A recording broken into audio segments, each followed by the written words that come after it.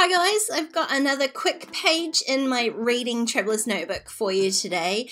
If you haven't seen my video about how I put that notebook together, I will leave the link up here for you, but because I put the notebook together with a variety of different papers, it so happened that when I opened the page to do this spread, it was black on one side. So I sort of had to work out how I was going to make that work.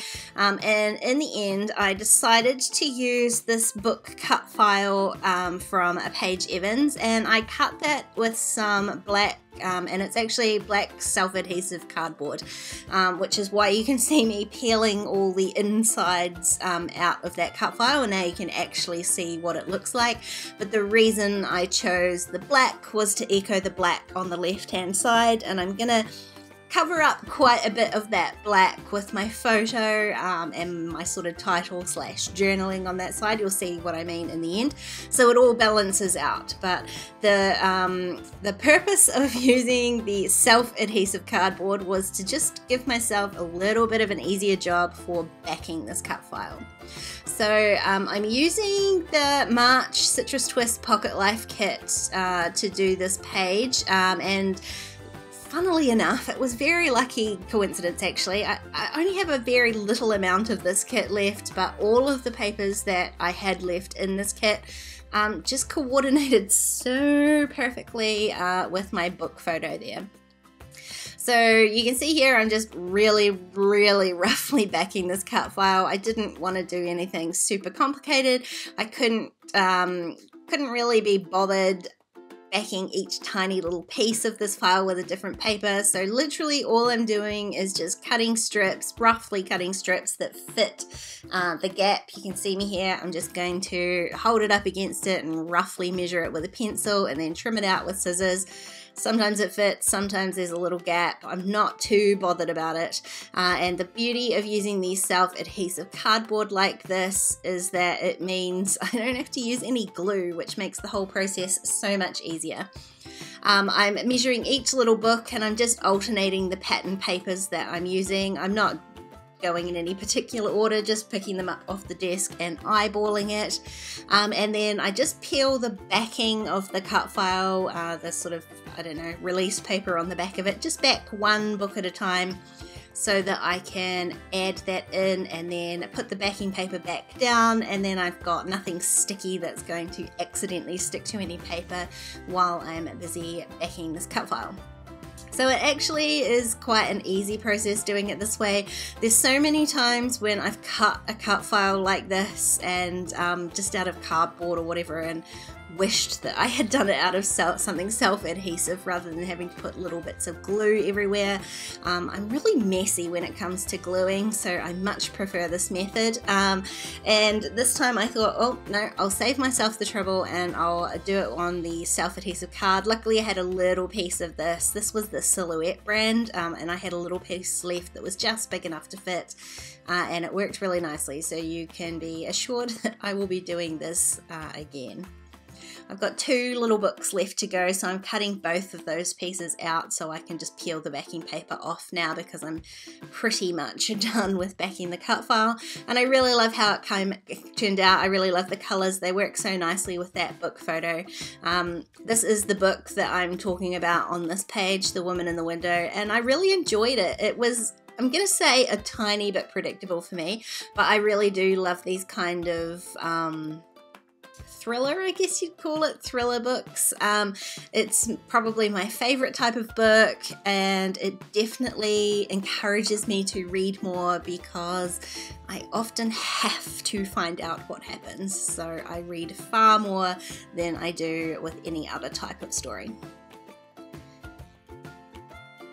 So this is the sort of basics for my page. I decided that I would actually mat the photo with the two of the pattern papers that I used on the right hand side, just to bring that pattern over onto the left just a tiny little bit, not too much. I'm making really small mats, and you can see I'm just using my scissors to do that. I didn't bother pulling out my trimmer. I'm trying to work out how I could use this piece here, because I've already punched out 2 shapes from it, so I wanted to just use just a tiny bit of it just to bring in a little pop of that tealy colour green, and so I'm being really careful to line that up right on the edge of where the pieces are punched out. But again, I'm just using up the scraps from this kit. There's not a lot left, so I have no problem using up every last little piece.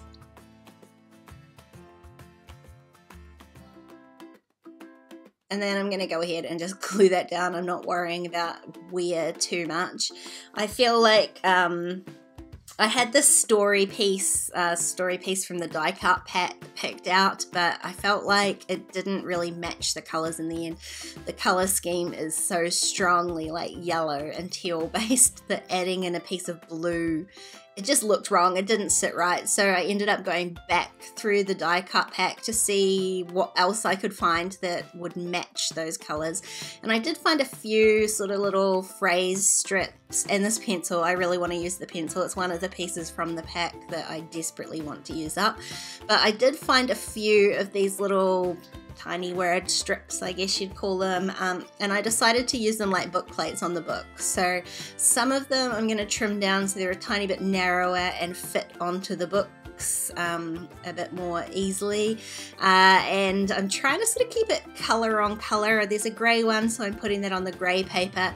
The only one that isn't is one that's teal. It says engrossing reads, but it was wide enough to fit onto the widest book there, so I've decided to just stick that on there, and it's sort of like adding book titles to some of the books on the cut file. Just about finished gluing those all in there. I've got that one last one. I couldn't work out where to put it. It sort of fit in this book, and I realized I could just push the little black piece over just a tiny little bit so that it would fit the trimmed out title in there, and that gives me my tone on tone sort of coloring. The pencil I'm just going to stick over here on top of the books. It doesn't really have anything to do with the page, but it is really cute and the colors match, so on top of the book stack it goes. Now the stamp set I'm using is the This Is Life set from this month, and it is sort of chaptery book themed, but I'm only going to end up using one tiny little stamp on here. I never am very successful with stamping onto black paper, so I decided not to even try, and that I would use the white alphas from the kit instead. And I had a heck of a time trying to work out what I could write with the letters that I had left. I kind of knew what I wanted to say, but none of those sentiments ended up being possible because of the letters that I had left. So I sort of started, I thought I had planned out really well what was going to work, but it turns out in the end that I didn't. So I had to come up with an alternative at the end. Now I have got myself this T-square ruler, and that and I've got a haul coming next week, so it was from there, so little sneak peek, and man, it works so good for getting these letters straight. I mean, you know, I have such a job trying to get alphas on in the right place correctly, straight lines on a page. This just made it so much easier, so I'm so glad I copied Missy Wood in here and grabbed this ruler.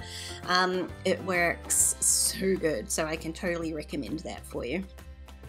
So I was going to write, could not put this one down till the very end, and I realized I wasn't going to have enough letters to do that. I've got no D's left, so I can't write end.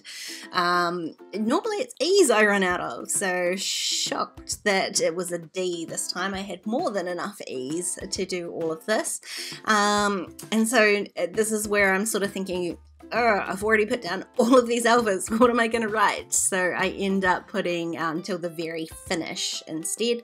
So luckily I had all those E's, I could add those in, and I still had enough letters to actually finish it. So it's not technically probably correct grammar, but it's all I could do to finish this title.